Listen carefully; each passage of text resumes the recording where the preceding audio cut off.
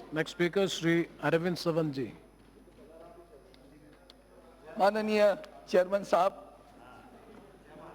जम्मू कश्मीर के बजट के ऊपर आज चर्चा हो रही है और मुझे वो दिन याद आता है जब अनुच्छेद 370 Jammu Kashmir, Ladakh and supplementary demands. बहुत तीनों. या I got it, Ladakh is also there.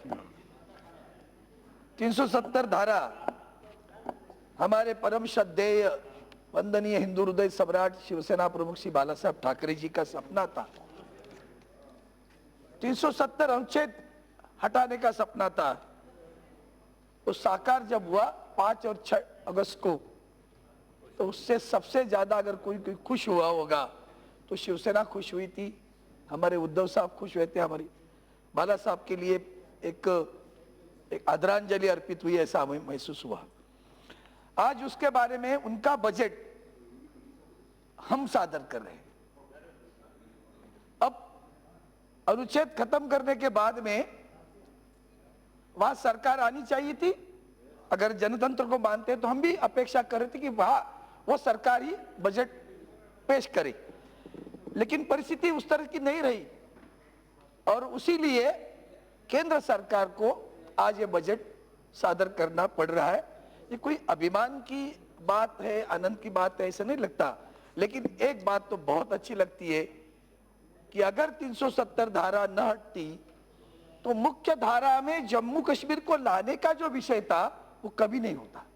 इसलिए मैं इनका अभिनंदन दोबारा करता हूं कि ये अभिनंदनीय बात की हमारी सरकार ने, मोदी जी ने की थी, आज फिर दोबारा कहता हूं। भाषण सुन रहा था, मेरे मनीष जी की भाषण सुने, जगदम्बिका पाल का सुना, हमारे जितेंद्र सिंह से सुना, दोनों विचारधारे सुन रहा था। 70 साल में क्या हुआ नहीं हुआ ये तो बार बार जब या कहा जाता है, लेकिन दर्द इस बात का होता है कि आज भी हम जब इस सरकार पर आलोचना करते या हम इन पर आलोचना करते, 40,000 लोग मरे, उनके बारे में दुख दर्द कोई प्रकट नहीं करता, खास करके इस तरफ से। हमारे जवान शहीद होते हैं, उनके बारे में कोई नहीं कहता। जम्मू कश्मीर में तिरंगा नहीं लहराया जाता, जलाया भी जाता है, तब भी कोई दर्द नहीं व्यक्त करता। वो अगर दर्द व्यक्त करते तो लगता कि भाई सही है, चलो तुम्हारी भी वही दर्द है जो हमारा दर्द है। वो दर्द नहीं व्यक्त करते। आतंकी मारे गए तो उसको हीरो बनाने की बात हो जाती है। वो जो दुख है उस व्यथा को लेकर आगे बढ़ते हम लोग। एक हीरो बनाया था, नाम नहीं जिक्र करता हूं मैं, वही लागत हुई हमारे यूनिवर्सिटी में, जेएनयू में, देश मांगे आजादी, कौन सी बात थी। और इसलिए आज जब बजट पेश हो रहा है तो मुझे एक बात करना कि तिरंगा जिस दिन अभिवादन करोगे, और मैं चाहता हूं कि मेरे कांग्रेस के सदस्य वहां जाकर उनके साथ खड़े रहे, मैं भी आता हूं। कश्मीर में तिरंगा लहराए, उधर जाके हम खड़े रहेंगे, भारत माता की जय कहेंगे। भारत माता की जय कहने के लिए भी कोई इनकी अनुमति लेना चाहिए क्या आपको? हम इनको समय देते आलोचना करने के लिए, क्योंकि हम नहीं रह जाते हैं, हम पीछे रहते हैं, हम साथ में आने के लिए तैयार, आपके साथ भी, लेकिन वहां जाके तिरंगा लहराना चाहिए। दुख इस बात का है। नहीं, हम जाते हैं, हम तो जाएंगे, कोई दिक्कत ही नहीं, हमें शहीद हो जाएंगे तो भी परवाह नहीं है।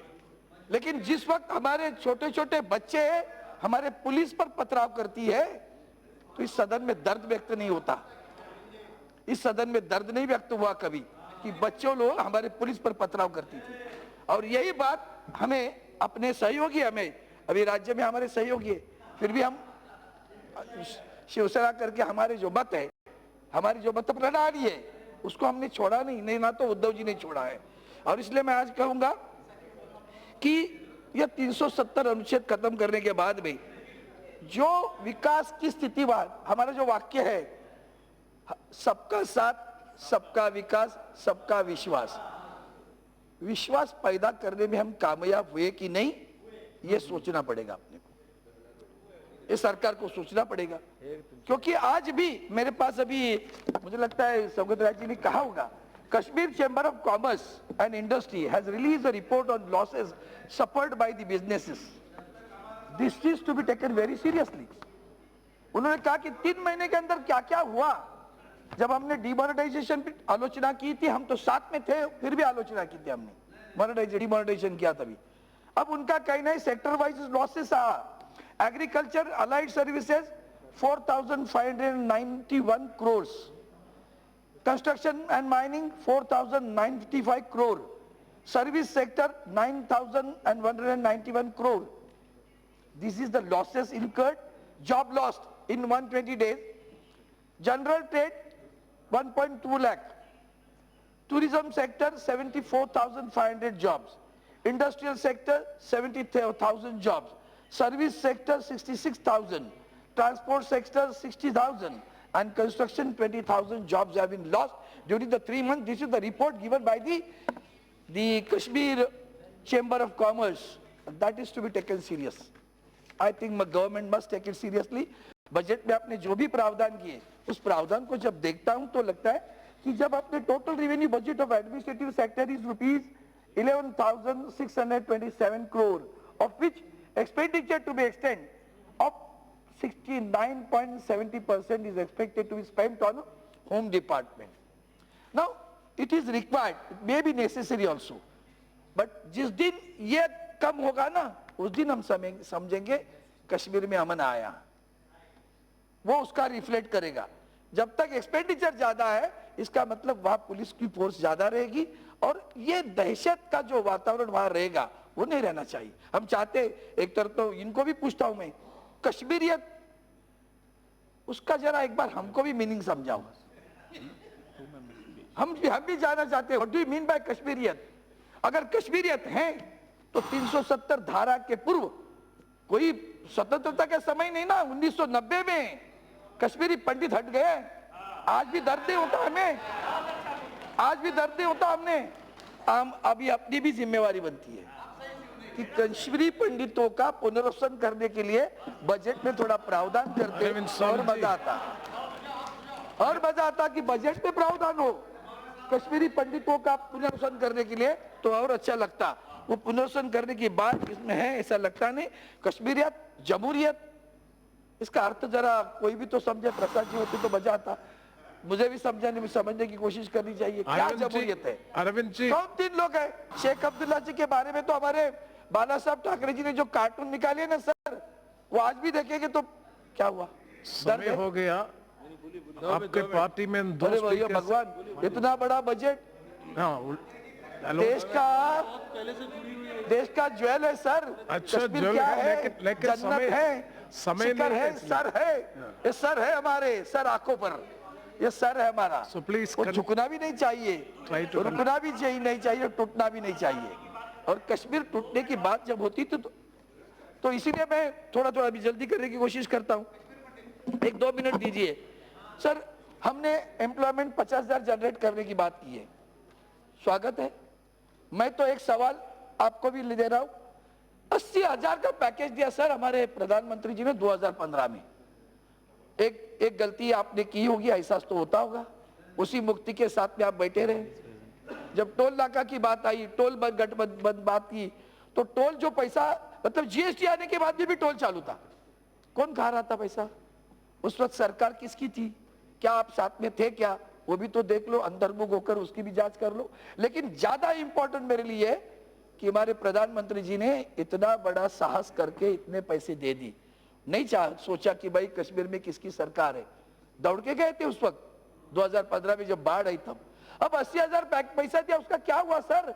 अभी ये बजट में इतना प्रावधान देखता हूं तो लगता है बाप रे, कश्मीर में कुछ हुआ ही नहीं क्या पहले? तो ये सारा पैसा जब जा रहा था सर, उसका क्या हुआ? तो उसकी जांच होगी कि नहीं? तो मैं डिमांड करता हूं कि जो पैसा आज तक गया उसकी भी जांच होनी चाहिए, वो जांच जल्दी हो जाए ताकि वो पता चले कि अब स्कूल 1-2 मिनट सर, 2 मिनट के अंदर आपके पार्टी में एक और स्पीकर है। अरे इतने बड़ा भाषण करते लोग, शिवसेना पार्टी इतनी तो नेग्लिजेंट नहीं है ना। नहीं नेग्लिजेंट, अगला स्पीकर को चांस नहीं मिलेगा। So then you should have warned these people too. They are from the ruling, they were speaking. Anyway sir, I'll try my level best to conclude as a India China रास्ता बनने वाला है, स्कूलों के admissions है और बाकी सारी जो बातें हो रही है उसका स्वागत करता हूं। खास करके अमन किस तरह से आएगा उसकी सोच पड़ती है मुझे। और जिस दिन इस हिंदुस्तान का कोई भी नागरिक जाकर वह अपना मकान बना सकता है, जो कानून, सबसे बड़ी बात है 370 धारा के बाद में सारे कानून लागू हो गए, वो कितनी बड़ी अच्छी बात हुई सर, उसका स्वागत करना चाहिए। कुछ अच्छी चीजें हुई, मैं विपक्षों भी कहता हूं, कुछ अच्छी चीजें हुई उसको दिल खोल के स्वागत करो, और जो नहीं हो रही उसकी आलोचना करो। जो हम करते हैं वो आप भी करिए। मैं फिर दोबारा बजट के लिए समर्थन करता हूं और चाहता हूं ये पैसा, इसका एक एक पैसे का हिसाब ले लो और अच्छा काम करो। यही मेरी शुभकामना।